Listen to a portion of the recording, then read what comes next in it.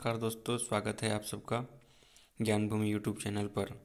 दोस्तों, कल हम लोक तर्क संग्रह पढ़ना प्रारंभ किए थे, जिसमें सर्वप्रथम 7 पदार्थों को देखे थे और उसके बाद द्रव्य को देखे थे। द्रव्य में जो 9 द्रव्य हैं उनको देख लिए थे, उनके स्वरूप को देख लिए थे, उनके भेदों को देख लिए थे, प्रभेदों को देख लिए थे। दोस्तों, उसी क्रम में आज हम गुण प्रकरण को पढ़ेंगे।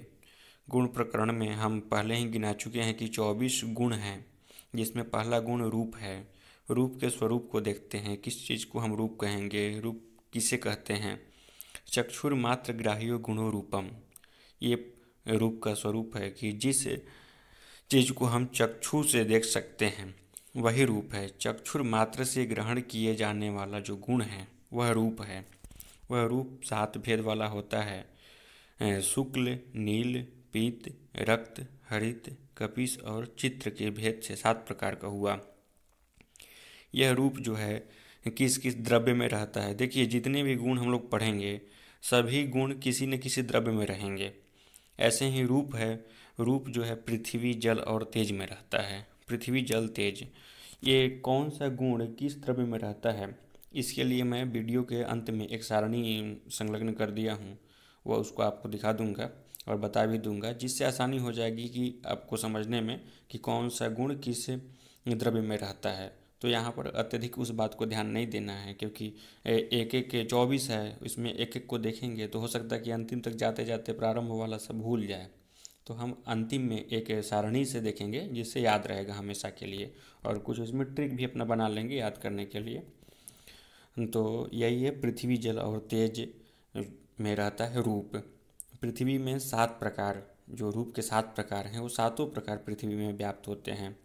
और जल में शुक्ल रहता है, वो भी शुक्ल का एक प्रकार आभास्वर शुक्ल है। आभास्वर शुक्ल जो मतलब ज़्यादा चमकीला नहीं होता है, वैसा रूप रहता है जल में। और चमकीला शुक्ल मतलब चमकता हुआ सफ़ेदी तेज में। ये रूप हो गया। एक बार देख लेते हैं, स्वरूप हो गया इसका। चक्षुर मात्र ग्राह्यो गुणो रूपम, और 7 भेद हो गए। तच्च, शुक्ल, नील, पीत, रक्त, हरित, कपिस, चित्र भेदात सप्तविधम। किन किन द्रव्यों में रहता है? पृथ्वी, जल, तेजो वृत्ति ही। पृथ्वी, जल और तेज में। और पृथ्वी में 7 प्रकार रहते हैं। तत् पृथिव्याम सप्तविधम। जल में 1 प्रकार, वो भी 1 प्रकार का 1 प्रकार, मतलब शुक्ल हुआ 1 प्रकार, उसका 1 प्रकार अभास्वर शुक्ल हुआ, वह प्रकार रहता है जल में।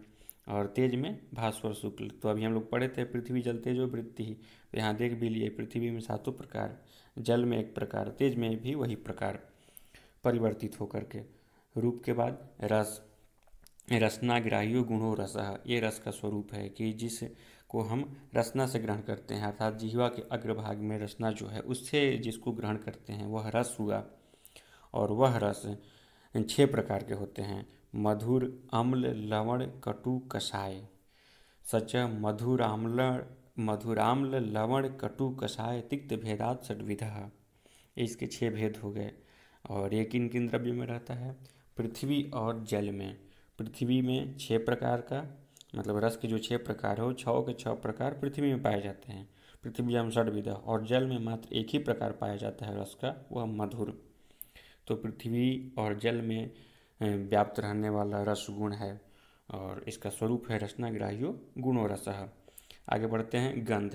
गंध का स्वरूप है घ्राण ग्राह्यो गुणो गंध, अर्थात जिसको हम घ्राण से ग्रहण कर सके। कल हम लोग पढ़े थे कि घ्राण क्या है? नासाग्रवर्ती, जो नासिका के अग्रभाग में है उसी को घ्राण बोलते हैं। और उससे जिसका ग्रहण हो वह गुण हो गया आपका गंध। और गंध 2 प्रकार का होता है, सुरभि और असुरभि। सुरभि और असुरभि का तात्पर्य है कि सुगंधित और असुगंधित।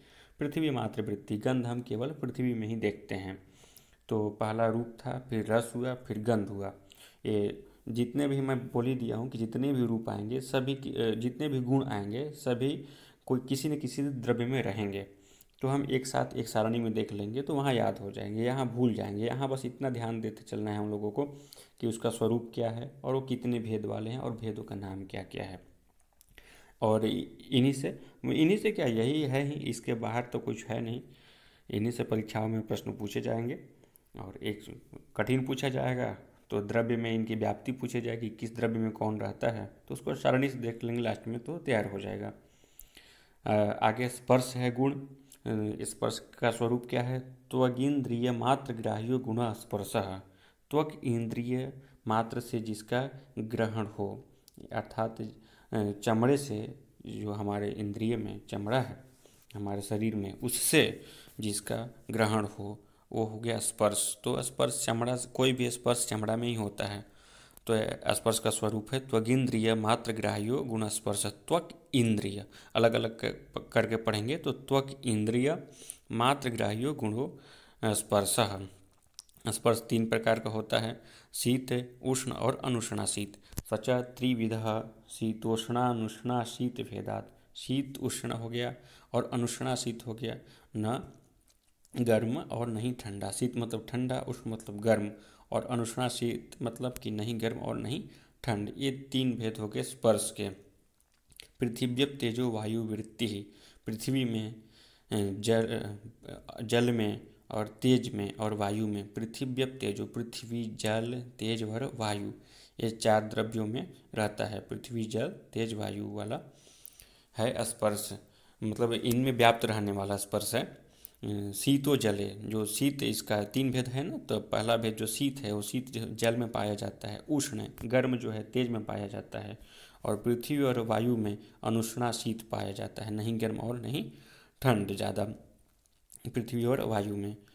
आगे पंक्ति है, रूपादि चतुष्टयम पृथिव्याम पाकजम अनित्यम च। रूपादि चतुष्टय, रूपादि चतुष्टय का तात्पर्य है रूप, रस, गंध और स्पर्श। ये जो 4 है पृथ्वी में पाकज हैं और अनित्य है। पाकज का तात्पर्य है कि किसी तेज के संपर्क से जो हो, हम लोग जानते हैं ना पाक क्रिया, तो पाक क्रिया बिना किसी तेज के संपर्क का तो संभव है नहीं। तो पृथ्वी में ये चारों पाकज अर्थात किसी तेज के संपर्क के कारण हैं और अनित्य है अर्थात ये नष्ट हो जाएंगे। अन्यत्र मतलब दूसरे जगह, पृथ्वी के अलावा दूसरे द्रव्य में ये सब अपाकज अर्थात किसी भी तेज के संपर्क के बिना हैं। नित्यम अनित्यम च, पृथ्वी में तो अनित्य है और अन्य जगह नित्य भी है और अनित्य भी है। कहाँ नित्य है और कहाँ अनित्य है देखा जाए। नित्यगतम नित्यम, अनित्यगतम अनित्यम। नित्यगतम नित्य, नित्यगत नित्य, इसका मतलब क्या है? बहुत आसानी से हम लोग कह देते हैं कि नित्यगतम नित्यम, याद तो कर लेते हैं, पहले ही पढ़ चुके हैं हम लोग कि नित्या परमाणु रूपा अनित्या कार्य रूपा, नित्यम परमाणु रूपम अनित्यम कार्य रूपम, ऐसा पढ़े हैं। तो जो परमाणु रूप होता है वह नित्य होता है और कार्य रूप जो होता है वो अनित्य होता है। तो परमाणु रूप में जब इसको देखेंगे, परमाणु रूप में जब ये रहेगा रूपादि चतुष्टय तो नित्य हुआ, और जब कार्य रूप में है व्याप्त होगा तो अनित्य हो जाएगा। स्पर्श के बाद है संख्या। एकत्वादि व्यवहार हेतु संख्या। सभी जानते हैं कि 1 2 3 4 5 हम लोग पढ़ते हैं, हमारे व्यवहार में है ये, इसी को संख्या बोलते हैं। और संख्या 9 द्रव्य में, पृथ्वी जल तेज वगैरह नहीं, सब में जितने 9 द्रव्य है, पृथ्वी जल तेज वायु आकाश काल दी आत्मा मन, ये सभी में संख्या को हम देख सकते हैं। एकत्वादि परार्थ पर्यंता है। भेद के बारे में देखा जाए तो इसके परार्थ पर्यंत भेद है, 1 से लेकर परार्थ संख्या तक भेद हैं इसके। और ये भी नित्य अनित्य है। एकत्वम नित्य अनित्यम च, जो एकत्व है वही नित्य और अनित्य है। और कहाँ नित्य है कहाँ अनित्य है, तो वही बात है, नित्यगतम नित्यम अनित्यगतम अनित्यम, अर्थात परमाणु रूप में नित्य है और कार्य रूप में है तो अनित्य है। और ये केवल एकत्व मतलब एक का, और 2 आदि जो संख्या है 2 3 4 वो सब सर्वत्र अनित्य में, वह सभी जगह केवल अनित्य ही हैं। आगे देखते हैं परिमाण।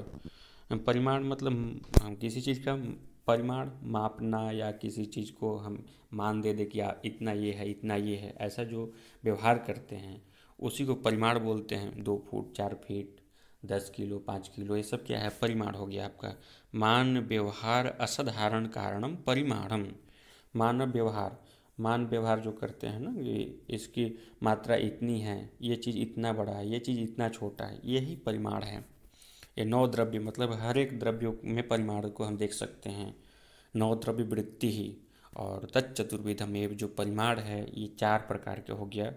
कौन कौन? अणु, महत्, दीर्घ और ह्रस्व। 4 प्रकार इसके 4 भेद हो गए इसके, अणु, महत्, दीर्घ और ह्रस्व। स्वरूप ध्यान जरूर रखना है, भेद भी ध्यान रखना है और भेद के नाम भी। और मैं बता दिया हूँ कि कौन से द्रव्य में कौन सा गुण रहता है, इसके लिए टेंशन नहीं लेना है। लास्ट में हम जो सारणी को देखेंगे उससे एकदम क्लियर हो जाएगा, फिर भूलेगा ही नहीं कि कौन सा गुण किस द्रव्य में रहता है। आगे पृथकत्व। पृथकत्व का स्वरूप है पृथक व्यवहार असाधारण कारणम पृथकत्वम। हम लोग पढ़ते आए हैं पृथक मतलब अलग, पृथक मतलब अलग, वैसा ही यहाँ भी है। पृथक व्यवहार मतलब अलग होने का जो व्यवहार होता है वैसा उसका साधारण कारण को हम लोग पृथकत्व कहते हैं। पृथक होने के व्यवहार का जो असाधारण कारण है उस व्यवहार असाधारण कारण को पृथकत्व कहते हैं। और पृथकत्व सभी द्रव्य में, क्योंकि सभी द्रव्य अलग होता है, कभी किसी से, अपने में ही कभी किसी भेद से। ये हो गया आपका पृथकत्व, सभी द्रव्य में रहने वाला और पृथक व्यवहार का असाधारण कारण जो है उसको पृथकत्व कहते हैं। आगे संयोग जो है, संयोग का स्वरूप है संयुक्त व्यवहार हेतु संयोग। संयोग मतलब हम सभी जानते हैं जुड़ना, जोड़ा हुआ, तो यही संयुक्त व्यवहार का जो कारण बने वो होता है संयोग। ये भी सभी द्रव्यों में रहता है। विभाग, संयोग नाशको गुणों विभाग है। विभाग मतलब क्या हो गया, संयोग का जहाँ नाश हो, मतलब जहाँ जुड़ा हुआ ना, जहाँ भी छेद हो जाए वहाँ विभाग हो गया। तो संयोग को नाशक जो गुण है वो गुण कौन सा है, विभाग, उसको हम विभाग कहेंगे। और विभाग भी सभी द्रव्यों में रहता है। ये बहुत छोटे छोटे गुण हैं, इनका परिभाषा बस केवल परिभाषा याद कर लीजिए और किन द्रव्यों में रहते हैं तो हम बता देंगे लास्ट में।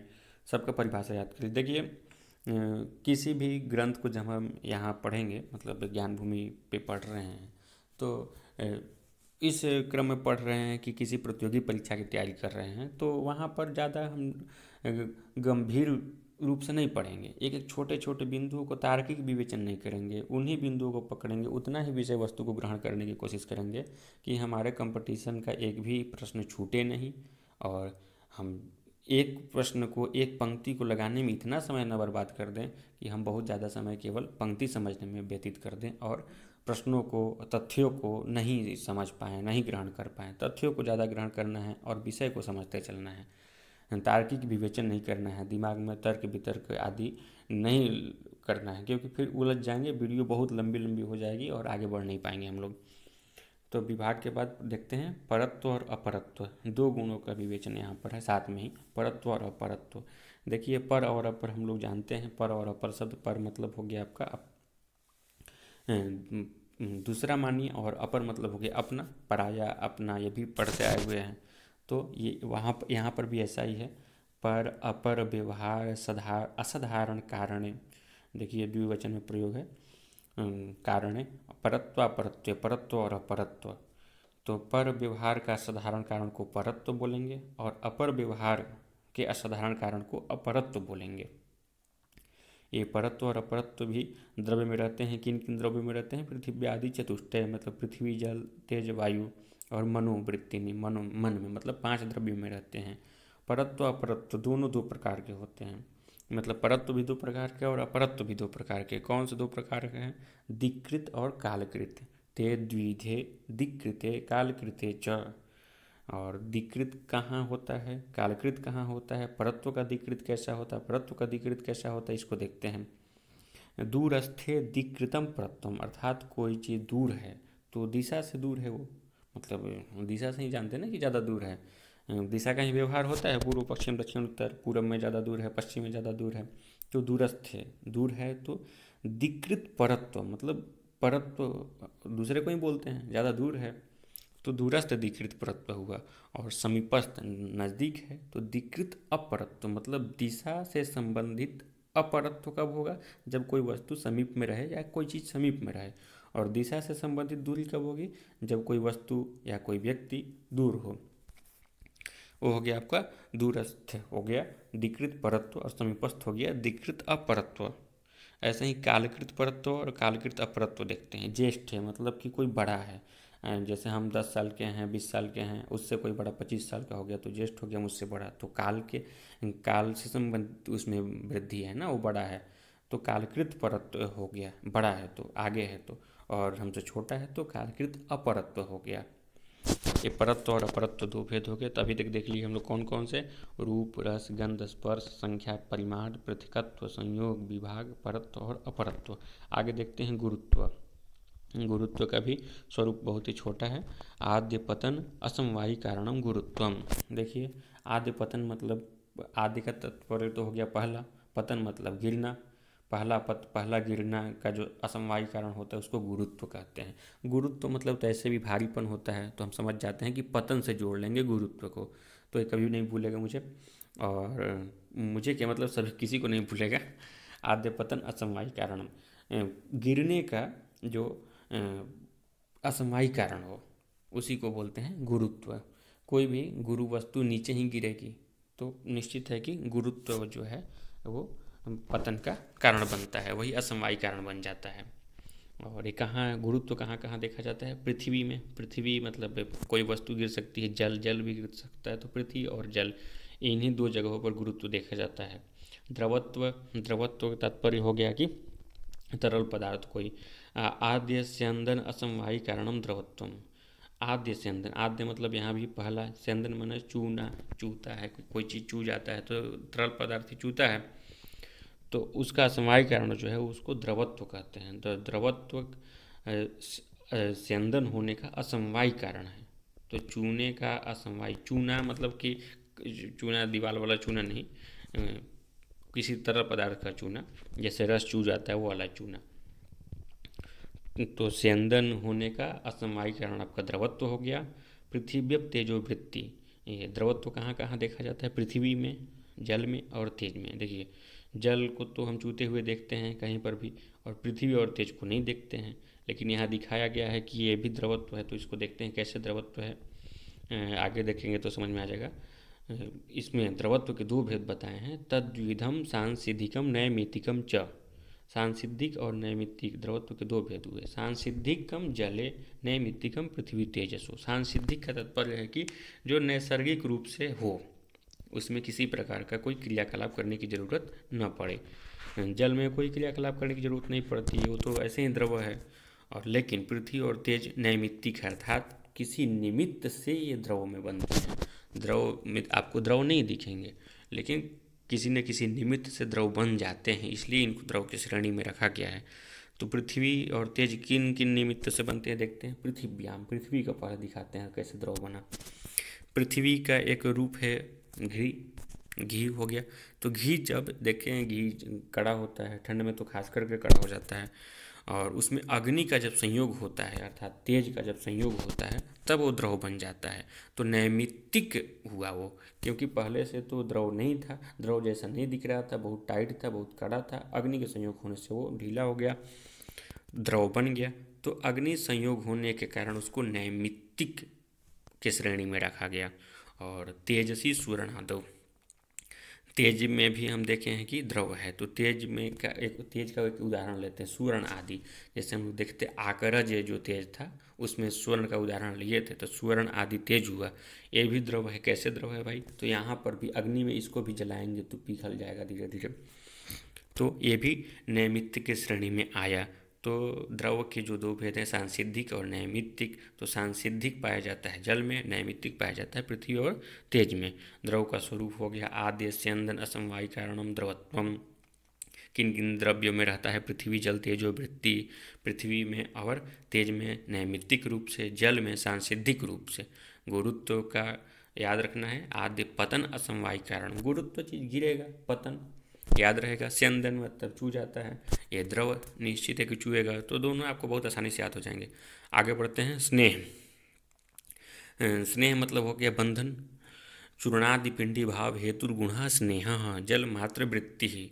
चूर्ण आदि पिंडी, जैसे हम किसी चीज़ को आटा का चूर्ण मान लेते हैं, उसको लोई बनाते हैं, तो लोई कैसे बनाते हैं? जल से बनाते हैं, बंध जाता है। तो चूर्ण आदि का पिंडी भाव हो जाना, बंधन हो जाना मतलब बंध जाना, ये गुण हो गया उसका। तो चूर्ण आदि को पिंडी भाव होने का जो हेतु हो, ऐसा गुण को हम स्नेह कहेंगे, मतलब बंध जाना। और वो कहाँ पाया जाता है? जल मात्र वृत्ति ही। वो बंध कौन बनाया, किसके कारण बना? तो जल के कारण बना। आटा में जब तक हम पानी डालेंगे नहीं तब तक उसका पिंड बनेगा नहीं। तो चूर्ण आदि के पिंडी भाव होने में जो हेतु हुआ गुण, उसको स्नेह बोलेंगे, और वो केवल जल में पाया जाता है। तो स्नेह गुण कहाँ पाया जाता है? केवल जल में। शब्द को देखते हैं। श्रोत्रग्राह्य गुण शब्द आकाश मात्र वृत्ति ही। इसमें यहाँ भी बता दिया गया कि किस में रहता है। श्रोत्रग्राह्य गुण शब्द, कान से जो भी हम सुनते हैं उस गुण को शब्द कहते हैं। कान से हम कोई चीज़ सुन रहे हैं तो किस गुण के कारण? शब्द गुण के कारण।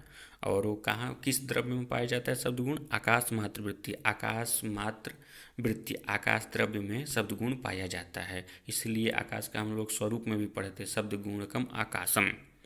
अच्छा, शब्द के कितने भेद हैं? 2 भेद हो गए। द्विविध, शब्द के 2 भेद हो गए, ध्वन्यात्मक और वर्णात्मक। हम कोई कभी कभी ध्वनि सुनते हैं, कभी कभी कोई शब्द सुन लेते हैं, तो यही 2 भेद हो गए, ध्वन्यात्मक और वर्णात्मक। ध्वन्यात्मक क्या हो गया? तत्र ध्वन्यात्मक भेर यादव। तत्र मतलब इन 2 भेदों में ध्वन्यात्मक जो है भेरी आदि एक वाद्य यंत्र है, उसकी जो ध्वनि निकलती है वो हो गया ध्वन्यात्मक। और वर्णात्मक मतलब कि किसी वर्ण को सुनते हैं, किसी शब्द को सुनते हैं तो किसी न किसी भाषा के शब्द होंगे। तो वर्णात्मक हम देखते हैं संस्कृत भाषा आदि रूपा, किसी भाषा के रूप में वर्णात्मक शब्द देखते हैं। अब बुद्धि को देखते हैं। बुद्धि सर्व व्यवहार हेतु गुणो बुद्धि ज्ञानम। सभी प्रकार के व्यवहार, जितने भी हम अपने जीवन में व्यवहार करते हैं, उनके हेतु जो है ऐसे गुण को बुद्धि कहते हैं। सभी प्रकार के व्यवहार के होने में जो हेतु, जो गुण हेतु हो, उस गुण को बुद्धि कहते हैं। और इसी का एक नाम ज्ञान भी दे दिया गया है। और बुद्धि 2 प्रकार की, स्मृति और अनुभव। साद्विधा स्मृति अनुभवश्च। स्मृति और अनुभव किसके भेद हो गए? बुद्धि के। बुद्धि की परिभाषा क्या हो गई? बुद्धि का स्वरूप क्या हो गया? सर्व व्यवहार हेतु गुणो बुद्धि ज्ञानम।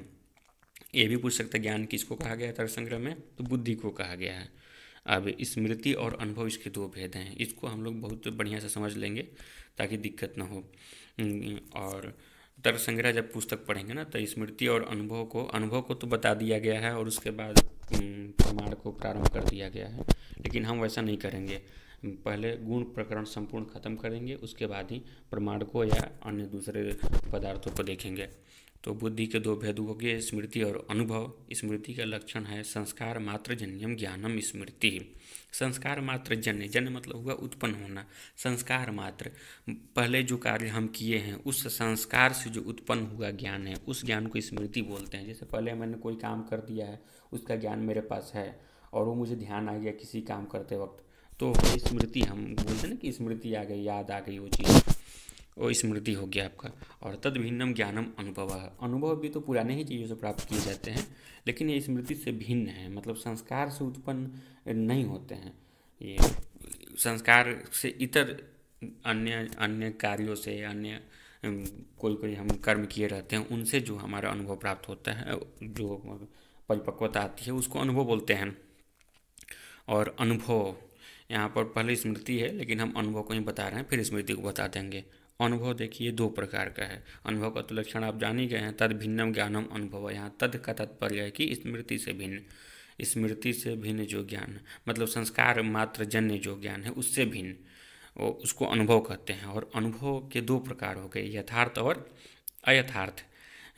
स अनुभव द्विविध यथार्थो अयथार्थश्च। अनुभव के कितने भेद हुए? 2, यथार्थ अनुभव और अयथार्थ अनुभव। एक साथ मिलाकर पढ़ेंगे तो यथार्थानुभव अयथार्थानुभव ऐसा पढ़ेंगे। यथार्थानुभव पहला भेद हुआ, यथार्थ अनुभव उसको देखते हैं। यथार्थ अनुभव का स्वरूप है तद्वती तत्प्रकार को अनुभव यथार्थ। तद्वती मतलब जो जैसा है, तत्प्रकार को उसका उसी प्रकार का ज्ञान होना, उसी प्रकार का अनुभव होना यथार्थ अनुभव हुआ। तद्वती तत्प्रकार को अनुभव यथार्थ। यथा रजते इदम रजतम इति ज्ञानम। जैसे रजत में रजत का ज्ञान होना यथार्थ अनुभव हुआ, और इसी को हम प्रमा भी बोलते हैं। स एव प्रमा इति उच्यते, सैव प्रमा इति उच्यते। मतलब जो यथार्थ अनुभव होता है उसी को प्रमा भी कहा गया है। और यथार्थ अनुभव क्या होता है? तद्वती तत्प्रकार को, जो जैसा है वास्तविक स्वरूप को, उसको वास्तविक ही मानना यथार्थ अनुभव होगा। और यथार्थ अनुभव 4 प्रकार के होते हैं, प्रत्यक्ष, अनुमिति, उपमिति और शाब्द। यथार्थानुभव चतुर्विधः, प्रत्यक्ष, अनुमिति, उपमिति और शब्द। शब्द नहीं, शाब्द। 4 प्रकार के यथार्थानुभव हो गए। इसको हम लोग प्रमाण जब पढ़ेंगे ना उसमें विस्तृत पढ़ेंगे। यहाँ बस यथार्थानुभव के 4 भेद होते हैं, इतना ध्यान रखना है। बुद्धि के दो भेद स्मृति और अनुभव। स्मृति संस्कार मात्र जन्यम ज्ञानम स्मृति और तद भिन्नम ज्ञानम अनुभव। और अनुभव के दो भेद यथार्थानुभव और अयथार्थानुभव। यथार्थानुभव किसको कहेंगे? तद्वती तत्प्रकार को अनुभव यथार्थ यथा रजते, एक उदाहरण हो गया उसका, यथा रजते इदम रजतम इति ज्ञानम। और इसी यथार्थानुभव को प्रमा भी कहा गया है, सैव प्रमा इति उच्यते। और यथार्थानुभव के चार भेद हो गए। यथार्थानुभव चतुर्विधः, प्रत्यक्ष, अनुमिति, उपमिति और शाब्द। अब अयथार्थानुभव, जो ये अनुभव का दूसरा भेद है या अयथार्थानुभव, उसको देखते हैं। तद अभाववती तत्प्रकार को अनुभवो ये अयथार्थ। जिस चीज़ का अभाव हो और उसका ज्ञान हम करें, उस प्रकार का ज्ञान करें, जिस प्रकार का अभाव हो उस प्रकार का ज्ञान करें, वही हमारा अयथार्थ अनुभव हो गया। जो वहाँ पर है ही नहीं या जो जैसा है ही नहीं उसका वैसा मान लेना आपका हो गया अयथार्थानुभव। उदाहरण है यथा सुक्ताविदम रजतम, इसको विच्छेद करके पढ़ेंगे तो सुक्तौ इदम रजतम इति ज्ञानम, ऐसा सुनने को मिलेगा। और तब अर्थ निकलेगा सुक्तौ अर्थात सुक्ति में, सीपी में, इदम यह रजत है, सीपी को रजत मानना, ये हो गया आपका अयथार्थ अनुभव। क्योंकि सुक्ति सीपी तो सीपी है, उसको रजत मानेंगे तो यथार्थ तो कहे नहीं, वास्तविक चीज़ को तो माने नहीं, तो अयथार्थ अनुभव हो गया। और इसी को अप्रमा कहते हैं, सैव अप्रमा इति उच्यते। और अयथार्थानुभव त्रिविधः, संशय विपर्य तर्क भेदात। यथार्थानुभव को हम लोग देखे थे कि चार प्रकार का होता है। कौन कौन? प्रत्यक्ष, अनुमिति, उपमिति और शाब्द। और यथार्थानुभव जो हुआ वो तीन प्रकार का हुआ। कौन कौन? संशय, विपर्य और तर्क। ये तीन ही हैं और ज़्यादा विस्तृत नहीं है, इसलिए इन तीनों का यहीं पर हम लोग लक्षण उदाहरण देख लेते हैं। वो प्रत्यक्ष, अनुमिति, उपमिति जो शाब्द यथार्थानुभव के थे वो विस्तृत हैं, इसलिए उनको यहाँ नहीं उल्लेख किए हैं, आगे देख लेंगे प्रमाण के प्रकरण में। और संशय विपर्य तर्क को देखते हैं। संशय किसको कहते हैं? एकस्मिन् धर्मिणी विरुद्ध नाना धर्म वैशिष्ट्यवगाही ज्ञानम संशयः यथा स्थाणु वा पुरुषो वा इति। एकस्मिन् धर्मणि मतलब ये हुआ कि एक ही धर्मी है, एक ही चीज़ है, उसमें विरुद्ध नाना धर्म। विरुद्ध का तात्पर्य हुआ कि एक दूसरे से अलग अलग विचार, या दो चीज़ तीन चीज़ मान रहे हैं तो तीनों एक दूसरे से पृथक है, तीनों एक जैसा नहीं मान रहे हैं, तो इसको विरुद्ध हो गया। एक ही कोई धर्मी है, उसमें अनेक हम धर्म का वैशिष्ट्य वाला ज्ञान कर रहे हैं, और वो अन्य जो नाना धर्म वैशिष्ट्य ज्ञान है वो कैसा है? विरुद्ध, अलग अलग।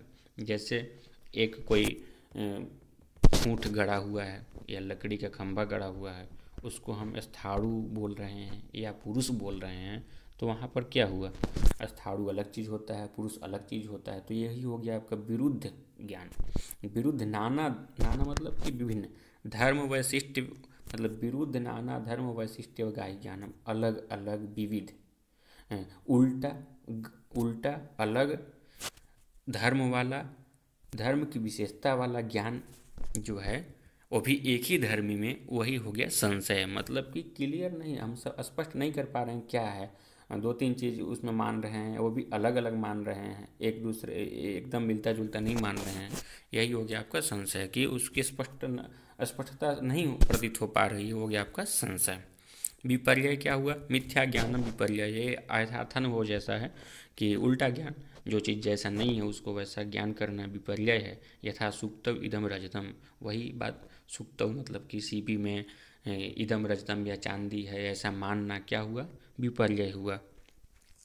तर्क है व्याप्यारोपेण व्यापकारोपकस तर्कः यथा यदि वह्निर् न स्यात् तर्हि धूमोऽपि न स्यात्। इसका मतलब है कि व्याप्य के आरोप और व्याप्य के आरोप से व्यापक के आरोप को तर्क कहेंगे। व्याप्य के आरोप से व्यापक के आरोप को तर्क कहा जाता है। और उदाहरण में क्या है? ये यदि वह्नि न स्यात् तर्हि धूमोऽपि न स्यात्, यदि वह्नि नहीं है तो धुआं भी नहीं है। यहाँ पर हुआ क्या है कि व्याप्यारोप अर्थात वह्नि के अभाव से व्यापक का आरोप अर्थात धुएं का अभाव, व्याप्य के आरोप अर्थात वह्नि के अभाव से व्यापक का आरोप अर्थात धुआं के अभाव के होने की बात कही गई है, इसलिए ये आपका हो गया तर्क। आगे स्मृति। अभी अनुभव खत्म हुआ।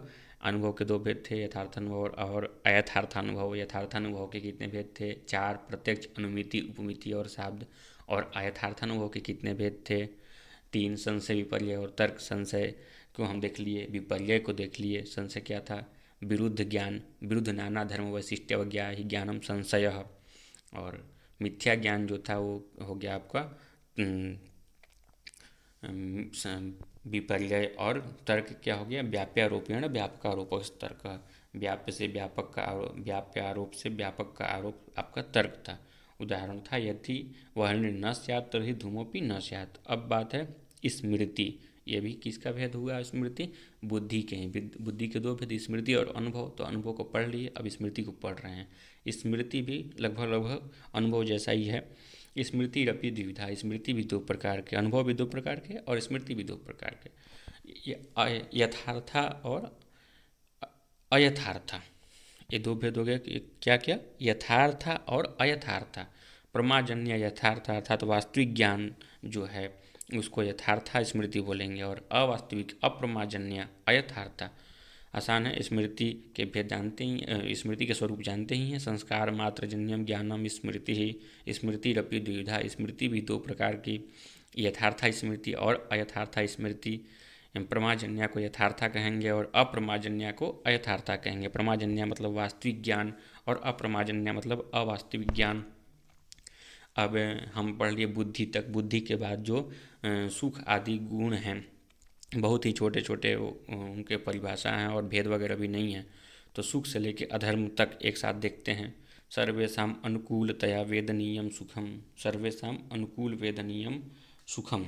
अनुकूलतया नहीं, अनुकूल वेदनीयम एक में होगा। सर्वेषां अनुकूल वेदनीयम सुखम। सभी कुछ अनुकूल है तो सुख है। वेदना मतलब कि हम महसूस कर रहे हैं, सब कुछ को अनुकूल देख रहे हैं तो सुख है। और सर्वेषां प्रतिकूल वेदनीयम। सभी चीज़ को प्रतिकूल देख रहे हैं तो दुख है।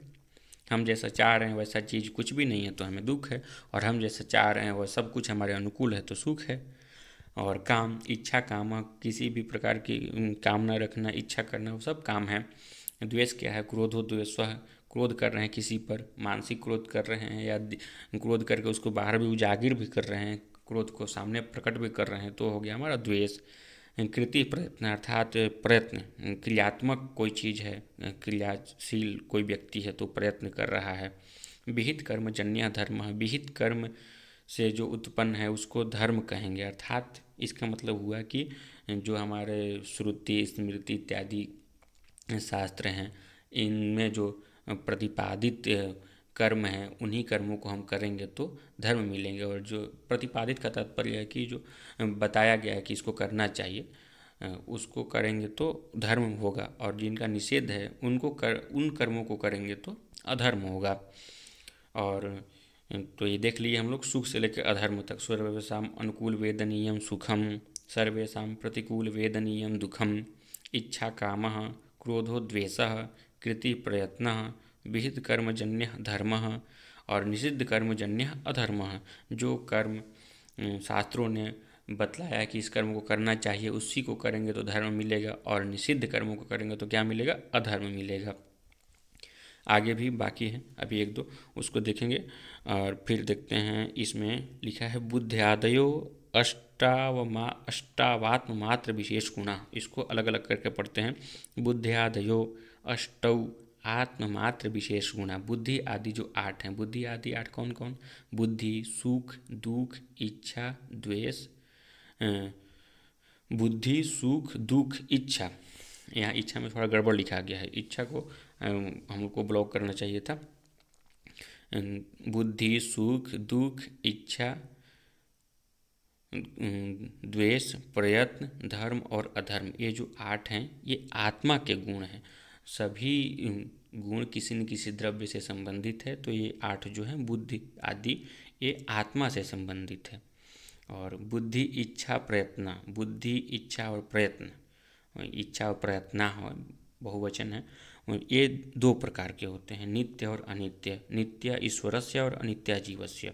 बुद्धि, इच्छा और प्रयत्न जो ईश्वर के होंगे वो नित्य हैं होंगे, और जो जीव के बुद्धि, इच्छा, प्रयत्न होंगे वो अनित्य हैं। इस प्रकार से हम लोग कहाँ तक देख लिए, अधर्म तक। आगे देखते हैं संस्कार, लास्ट है, अंतिम गुण है संस्कार। संस्कार के बारे में कुछ परिभाषा नहीं बताया गया है, बस यही बताया गया है कि संस्कार कितने प्रकार के हैं, 3 प्रकार के। संस्कार त्रिविधः, वेग कौन कौन 3 हैं, वेगो, भावना, स्थिति स्थापकश्चेति। वेग, भावना और स्थिति स्थापक, ये 3 प्रकार के संस्कार कहे गए हैं। वेग को देखते हैं। वेग तो आप सब समझ ही रहे हैं कि किसी चीज़ की गति, उसको वेग बोलते हैं। वो कहाँ पर देखते हैं हम लोग, 5 द्रव्य में देख सकते हैं, पृथ्वी आदि, चतुष्टय और मनोवृत्ति। पृथ्वी आदि 4, पृथ्वी, जल, तेज, वायु और इधर मन में। भावना जो है अनुभवजन्य स्मृति हेतु भावना, अनुभव से उत्पन्न होता है, अनुभव से उत्पन्न और स्मृति का हेतु, अर्थात अनुभव से जो उत्पन्न हुई उसको बोलेंगे भावना। और भावना का एक काम क्या है, स्मृति के जो कारण बने, तो भावना स्मृति की कारण बनती है और स्मृति इसका कार्य। तो अनुभव से उत्पन्न होने वाले और स्मृति के हेतु जो है उसको बोलते हैं भावना। भावना कहाँ पर, किस द्रव्य में पाई जाएगी, आत्म मातृवृत्ति, केवल आत्मा में। और स्थिति स्थापक, संस्कार का तीसरा भेद है जो वो स्थिति स्थापक है। अन्यथा कृतस्य पुनस्तद अवस्थापादकः स्थिति स्थापकः, अर्थात किसी चीज़ को परिवर्तित करके फिर से उसी रूप में उसको परिवर्तित कर देना, मतलब पुराने रूप में ही कर देना, पुनः उसको भव वाला हाल है।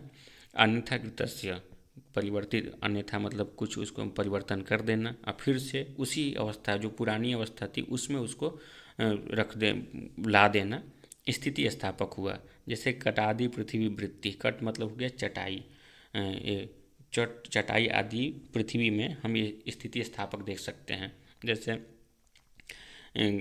घास वगैरह से चटाई बनते, चाहे प्लास्टिक से बना, जैसे भी बना, और फिर से वो क्या हो जाएगा, मिट्टी हो जाएगी एक दिन, मिट्टी से पैदा हुआ और मिट्टी में ही समाप्त हो जाना, तो ये हो गया आपका स्थिति स्थापक।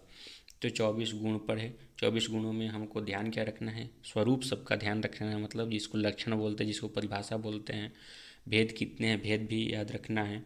और अलग तीसरा बात यह है याद करने वाला कि कौन सा गुण किस में रहता है। तो इसके लिए बस आगे सारणी है उसको देखते हैं हम लोग, और उसके बाद कभी भी भूलेगा नहीं कि कौन सा गुण किस द्रव्य में रहता है। ये देखिए सारणी है और क्रमशः इसमें गुण लिखे गए हैं और ये बतलाया गया है कि कौन सा गुण किस द्रव्य में रहता है। रूप कहाँ पर रहता है, पृथ्वी जल तेज। रूप कहाँ पर रहेगा, पृथ्वी जल तेज। हम लोग पढ़े थे कि पृथिव्याम सप्तविधम, और जल में जलम भास्वर शुक्लम, और तेज में जल में भास्वर शुक्ल और तेज में भास्वर शुक्ल। तो रूप है पृथ्वी जल और तेज में रहने वाला, रस है पृथ्वी और जल में रहने वाला, गंध है केवल पृथ्वी में क्योंकि गंधवती पृथ्वी होती है, और स्पर्श है पृथ्वी जल तेज वायु में रहने वाला। देखिए अब इसको याद कैसे करेंगे, यहाँ पर भी आपको बहुत ज़्यादा दिखेगा, 24 एक साथ याद नहीं होंगे। सबसे पहला रूप है, रूप हो गया, रूप को याद कर लीजिए, पृथ्वी जल तेज, पृथ्वी जल और तेज में रूप रहता है, ये तो पहला है तो याद ही हो जाएगा। उसके बाद रस जो दूसरे नंबर पर, उसमें एक कम हो गया, मतलब तेज गायब हो गया, तो रस में 2 हो गया, पृथ्वी में रस रहेगा और जल में रस रहेगा। यदि आप पंक्ति से समझ गए हैं या रूप नाम से समझ गए कि हाँ ये कहाँ कहाँ हो सकता है, रस कहाँ कहाँ हो सकता है, तब तो बहुत अच्छी बात है। लेकिन कभी कभी होता है कि परीक्षा की शीघ्रता रहती है, हम उतने ध्यान से नहीं पढ़ पाते हैं, तो इस तरह से भी हम ध्यान रख सकते हैं। रूप जो है पृथ्वी जल तेज में, रस किस में, पृथ्वी और जल में, गंध कहाँ पर, पृथ्वी में, तो पृथ्वी जल तेज ऊपर वाला, उसके बाद पृथ्वी जल, उसके बाद पृथ्वी, और स्पर्श 4 में, पृथ्वी जल तेज और वायु में। एक साथ पृथ्वी तक लाए थे, फिर अचानक बढ़ा दिए पृथ्वी जल तेज और वायु में। संख्या सर्वद्रव्य वृत्ति, परिमाण सर्वद्रव्य वृत्ति, पृथकत्व सर्वद्रव्य वृत्ति, संयोग भी सर्वद्रव्य वृत्ति, विभाग भी सर्वद्रव्य वृत्ति। यहाँ देखिए याद कैसे करेंगे, रूप हो गया आपका पृथ्वी जल तेज, एक बार पढ़ लीजिए, फिर उसके बाद आंख बंद करके ध्यान करिए कि कौन किस में रहता, तुरंत याद हो जाएगा।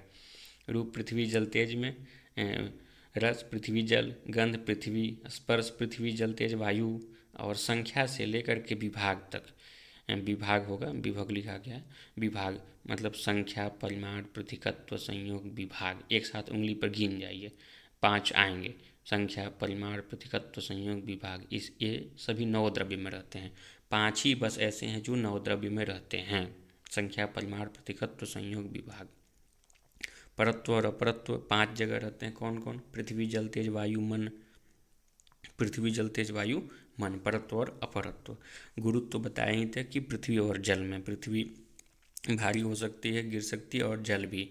द्रवत्व भी तरल पदार्थ, तो जल तो तरल पदार्थ हैं ही, और पृथ्वी और तेज को हम लोग जानते थे कि ये नैमित्तिक है, अर्थात पृथ्वी को भी गर्म करने से, घी आदि का उदाहरण दिया गया था कि घी को गर्म करेंगे तो द्रव बन जाएगा। तेज में सोने का उदाहरण दिया गया था कि वो भी द्रव बन जाएगा। तो पृथ्वी, जल, तेज जो है वो पृथ्वी, जल, तेज में द्रवत्व है, द्रवत्व गुण। स्नेह गुण केवल जल में रहता है, तो याद ही पढ़ते ही हम लोग। तृणादि बिंदी भाव हेतुर्गुण स्नेह जलमात्र वृत्ति।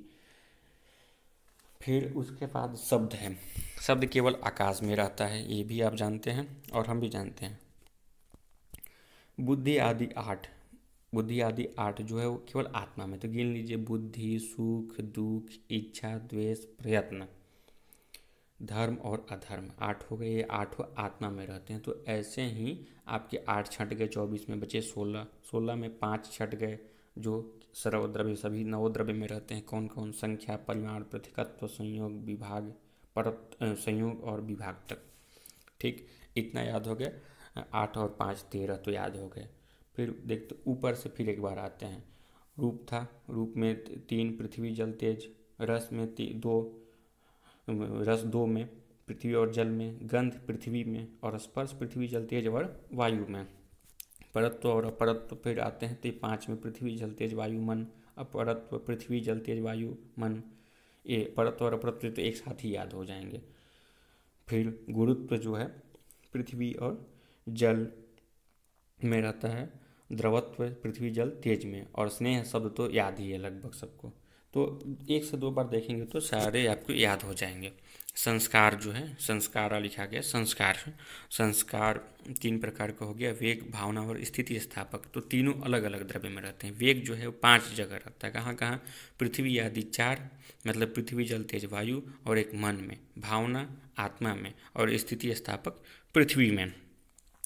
तो इस प्रकार से हम ये देख लिए कि कौन से गुण किस द्रव्य में विद्यमान रहता है। इस सारणी को 2-3 बार देखेंगे आप ना, और खुद से भी प्रयास करेंगे 1-2 बार सारणी से नज़र को हटा करके, तब आपको याद हो जाएंगे।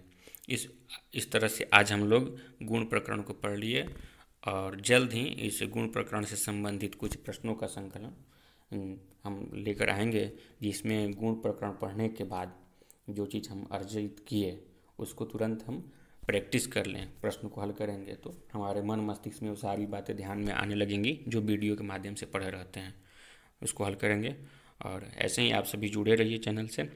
और GIC का भी तो एग्ज़ाम होने वाला है, और अन्य भी कि कोई भी प्रतियोगी परीक्षा हो उसमें सभी जगह देखा जाता है कि तर्क संग्रह रहता ही रहता है।